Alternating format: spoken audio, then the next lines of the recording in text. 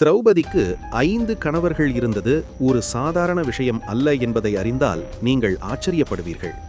உண்மையில் அது அவளுடைய முந்தைய பிறவியுடன் தொடர்புடைய ஒரு ரகசியம். அதை பற்றி தெரிந்து கொள்வோம்.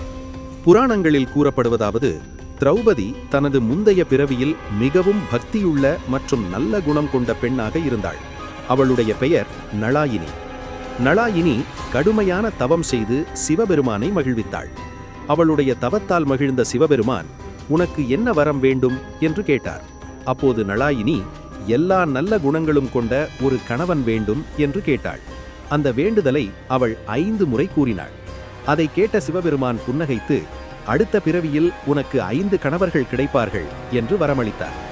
அந்த வரத்தின் பலனாக அடுத்த பிறவியில் திரௌபதியாக பிறந்த அவள் தர்மர், பீமன், அர்ஜுனன், நகுலன் மற்றும் சகதேவன் ஆகிய 5 பேரையும் மணந்தாள்.